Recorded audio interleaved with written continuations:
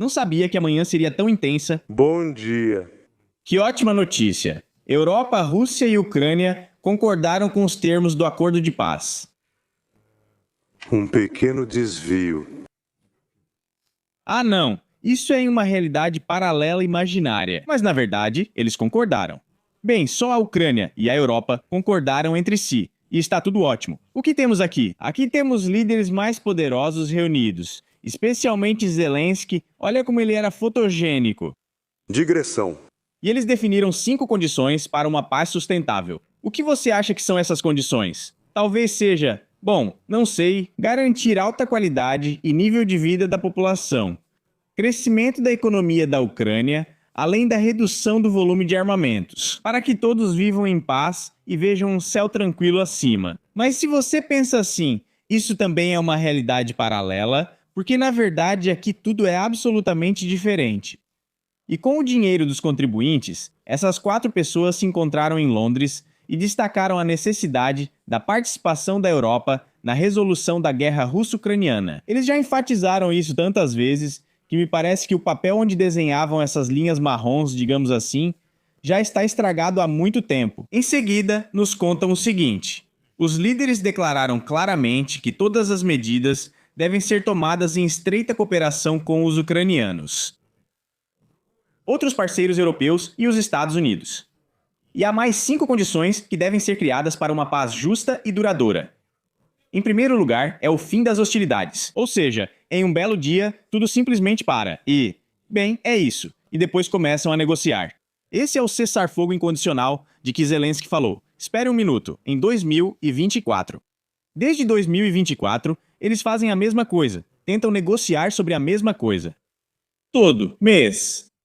E no final, o que temos? No final, falou, chorou à força, e fica passando de um vazio para outro, tão frequentemente que já estragou tanto aqui vazio quanto o outro, e quem fazia isso, na minha opinião, também já se estragou faz tempo. Em segundo lugar, a linha de contato atual deve se tornar o ponto de partida para as negociações. A fronteira internacional não pode ser mudada à força, e o direito soberano da Ucrânia de escolher seus mecanismos de segurança e alianças deve ser totalmente respeitado. Muito poderoso, direto e algo assim. Tudo isso soa simplesmente maravilhoso. Aliás, se você quiser que sua manhã seja tão animada quanto a minha, aqui está uma xícara de café. E isso é maravilhoso. Você imediatamente se sente como esses líderes, só que com um vetor de desenvolvimento um pouco diferente, mas ainda assim.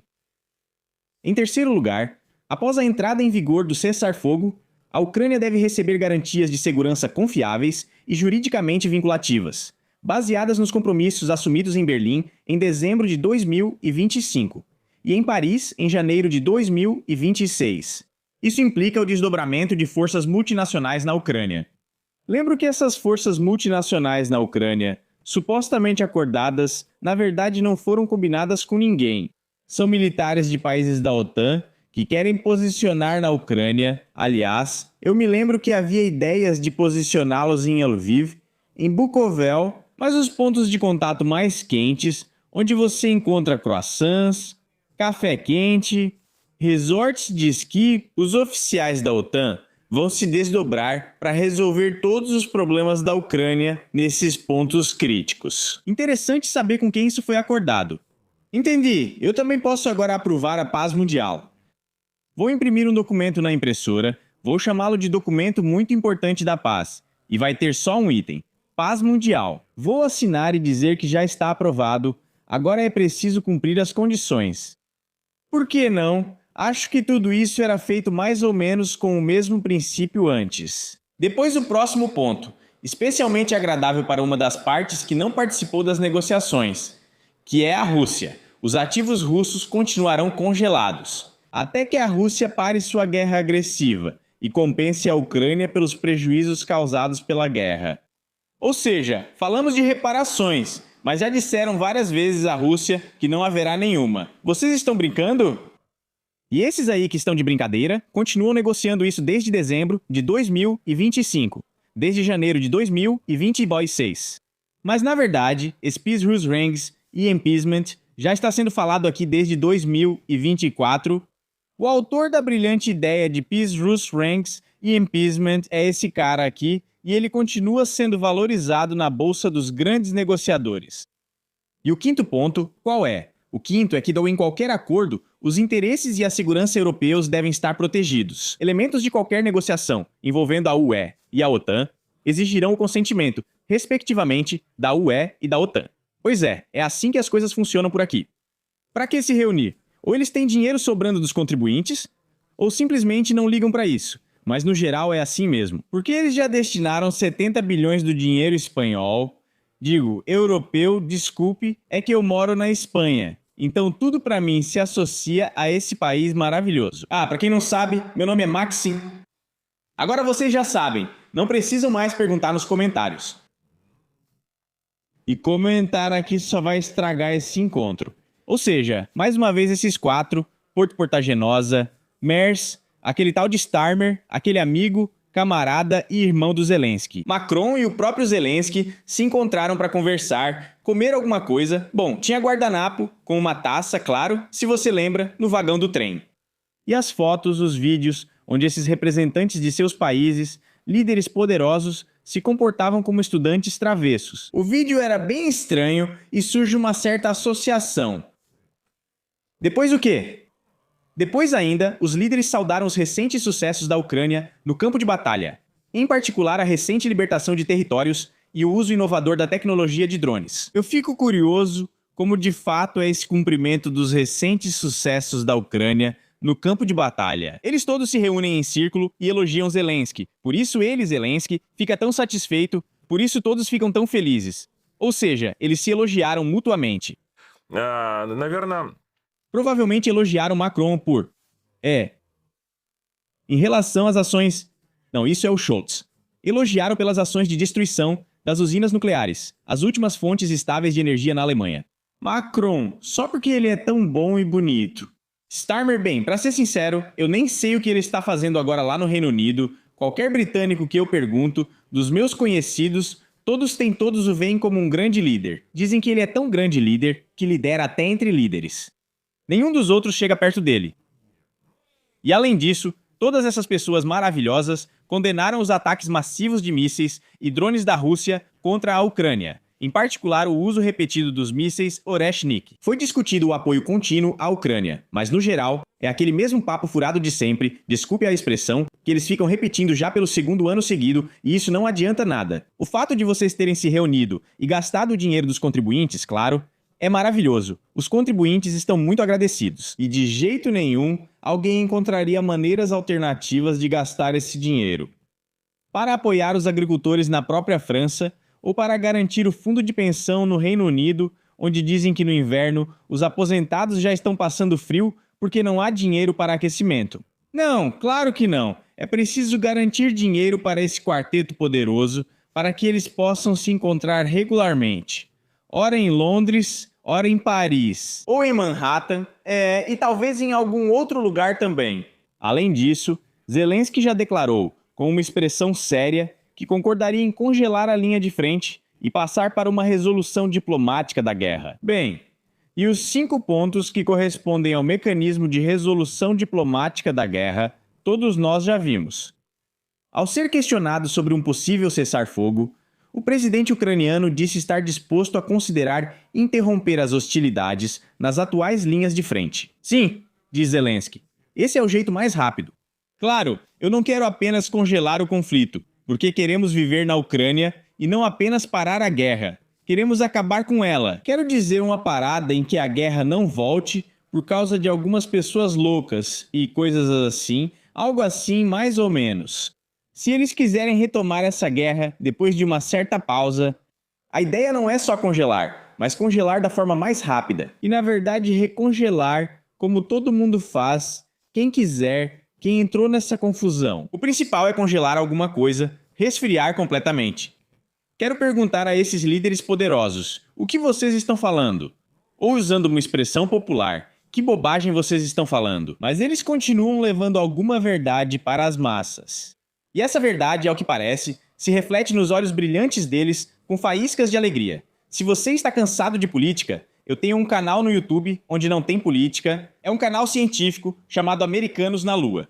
E é assim que lutamos contra o obscurantismo. Por exemplo, com todo tipo de contatos, pessoas que dizem penetrar mentalmente em Alpha Centauro e atrair esses seres celestiais para construir pirâmides. Até temas bastante sérios, como o impacto térmico na Terra, digamos, efeito estufa, mudanças no Sol, assuntos realmente sérios e assim por diante. E outras coisas, como desastres no cosmódromo. Ou seja, tem muita coisa interessante. Inscreva-se, tenho certeza de que você vai achar interessante. Estamos todos muito felizes por eles. Enquanto isso, naturalmente a guerra não para, e continuam os bombardeios mútuos entre Rússia e Ucrânia. Os bombardeios mútuos levam a mortes, ferimentos e à destruição das economias. Mas os patriotas de ambos os países comemoram, dizendo: isso é troco por aquilo, isso é troco por aquilo, e ao mesmo tempo, provavelmente sentem orgulho pelo aumento dos salários em 30 a 40%, pela queda do crédito, talvez pelo crescimento, da taxa de câmbio e tudo mais, e assim por diante. A qualidade e o nível de vida aumentam em um ritmo inacreditável. Quanto mais patriota você é, mais o seu nível de vida sobe. E você se sente, com seu prato de borscht, no seu pequeno apartamento, incrivelmente rico. Rico espiritualmente, em primeiro lugar. Pela primeira vez. Mas o que está realmente acontecendo aqui? A Ucrânia atacou a Rússia com centenas de drones. Uma das principais estações de bombeamento de petróleo, na região de Volgogrado, pegou fogo. Aliás, esse não é um recurso ucraniano, e sim russo. Por isso, você pode dizer que não é verdade. Mas lá todas as reclamações devem ser direcionadas para Natalia Antseva, editora do Departamento de Informações Operacionais. Quanto à Ucrânia, drones atacaram uma base de petróleo na Rússia, por onde a Federação Russa exporta petróleo. Aqui podemos ver a fumaça. Aqui mostramos onde essa base está localizada. E, segundo nos informam, o parque de tanques na área industrial de Grushovaia, que faz parte do complexo de transbordo Chezkaras, foi atingido. Quase Sherkan, mas não é ele. Pela manhã, os tanques de petróleo estavam pegando fogo lá. E ao que parece, essa fumaça densa é justamente disso. Além de Grushovaia, drones atacaram a estação de bombeamento de petróleo Krasny Yark, na região de Volgogrado. E muito mais. Enfim, está tudo pegando fogo lá, tudo em chamas. Mas a Ucrânia atacou mais uma estação-chave de bombeamento de petróleo russa no distrito de Zhirnovsky, na região de Volgogrado. Quanto à Ucrânia, a Federação Russa lançou um ataque maciço contra o território ucraniano. Agora, os patriotas de ambos os lados podem comemorar. Aqui, alvos do inimigo foram atingidos em pleno voo a partir do lado russo. Alvos inimigos na região de Kiev, Odessa, Kharkov, Kryvyi Rog, Pavlograd e Dnipropetrovsk. Uma das maiores consequências do ataque aéreo foi a destruição do depósito da Ukrpochta. Bem, agora as pessoas não vão receber seus pacotes do AliExpress e de outros sites chineses. Isso é triste, claro. Lá houve uma destruição muito séria. Mostraram fotos. Mas, no geral, depois de um bombardeio, é natural que depósitos desse tipo sejam destruídos primeiro. Bom, o que dá para dizer aqui?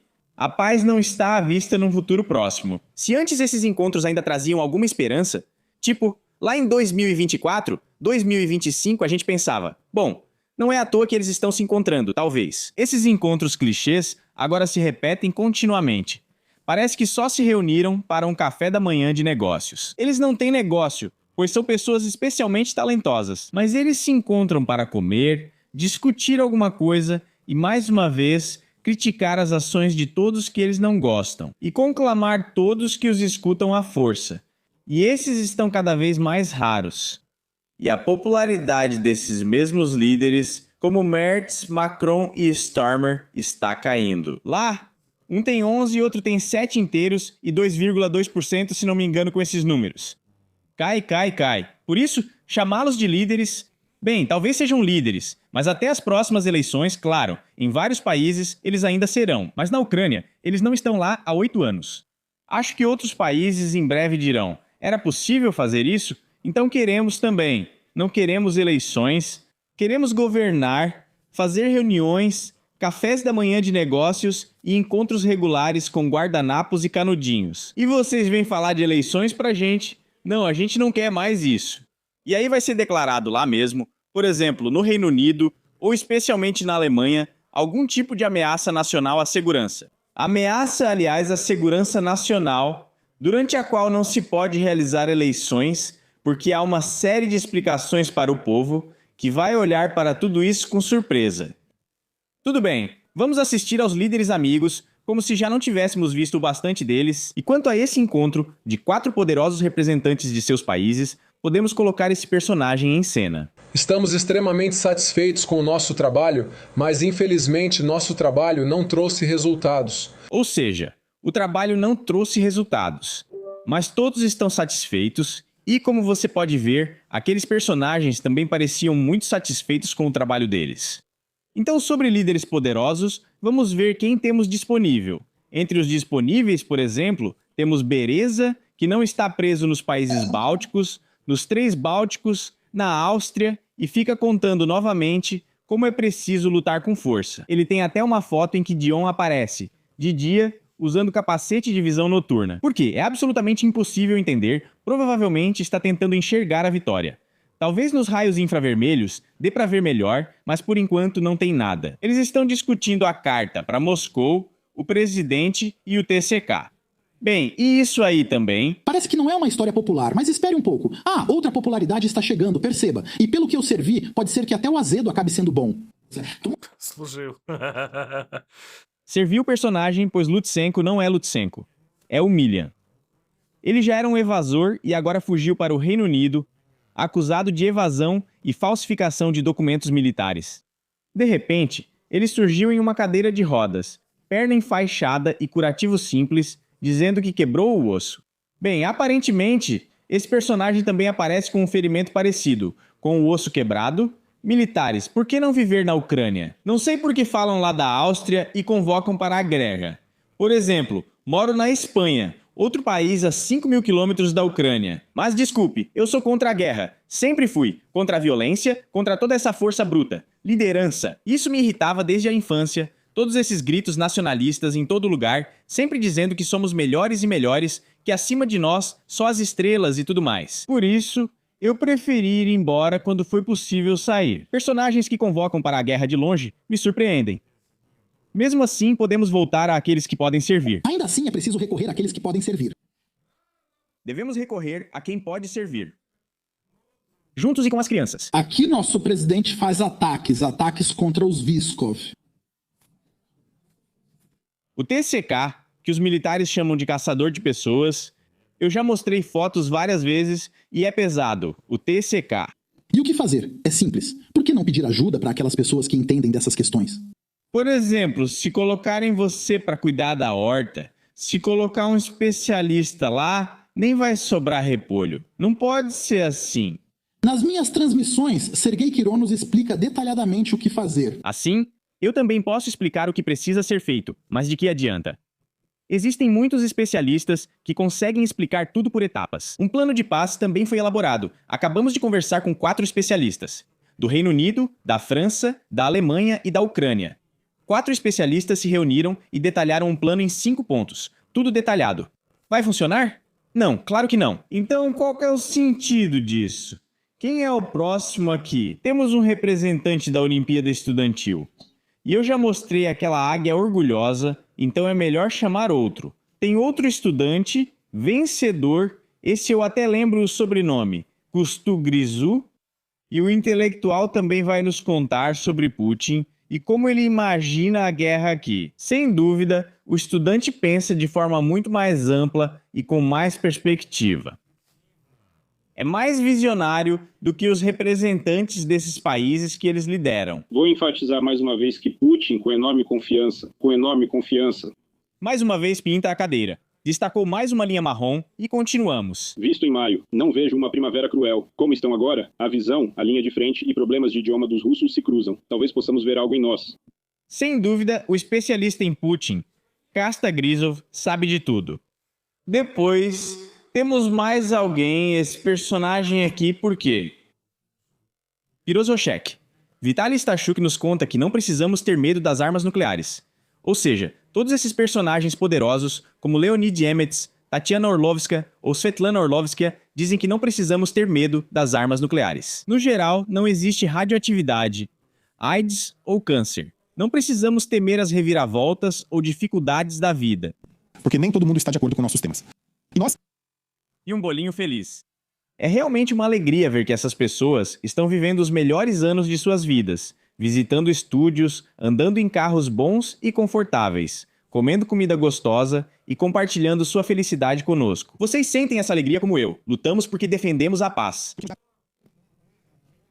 Nós lutamos... Mas não sei com o que esse personagem está lutando. Além de Pampushki, Bacon, mas a guerra, ao que parece, o deixa muito cansado, está muito exausto. Óculos de potência. Óculos de potência porque Vitaly Stachuk irradia simplesmente ao máximo, ou seja, é o máximo, poderoso, com muita potência. Vocês acham quem parece mais largo? Os ucranianos. O próximo passo nessa escalada é parar de assustar com ataques nucleares. Há muita fantasia e especulação sobre onde isso pode chegar, começando por territórios em Mykolaiv e indo até as pontes sobre o Dnipro. Devemos esquecer isso. Esses são apenas contos assustadores, isso com certeza não vai acontecer. Mas se tal decisão for tomada, obviamente eles podem tentar. Isso não vai acontecer, mas se algo ocorrer, eles podem tentar. Esse é um raciocínio extremamente lógico. Eu gosto da lógica moderna, mas como ciência ela já não existe mais. E na cabeça desses líderes poderosos também não há compreensão do que é lógica, mas eles tentam raciocinar. Veja, duas afirmações opostas. Uma diz que isso não vai acontecer porque é impossível, e a outra diz que, se acontecer, ainda assim é possível. Lembre-se desse personagem. Precisamos ouvi-lo de novo, pois sua mente poderosa se destaca. Ele fala de realidades inéditas, desconhecidas até em sonhos ou pensamentos. É simplesmente bom poder tocar o mundo, do belo, do bom, do eterno, pelo menos através da ótica, da compreensão de mundo desses personagens. Mas quais são as conclusões? Nenhuma. Não existe paz nenhuma. Tudo está indo ladeira abaixo para o diabo. Me desculpe. E nada de bom vai acontecer em breve, porque todos continuam fazendo o que faziam há 1 ano, 2, 3. Então é isso. Até mais. Deixa eu bater com vocês, não vai no nunca. Número 1. Defesa sozinha não resolve nada. Como libertar nosso território só com ela? Ao contrário, nos preparamos defensivamente e então atacamos para libertar nosso território. E quando as pessoas que estão na linha de frente na brigada disserem: galera, está tudo ótimo conosco, fomos bem preparados, nossas vidas estão sendo preservadas, temos um sistema de comando, um sistema de interação assim, então eles irão: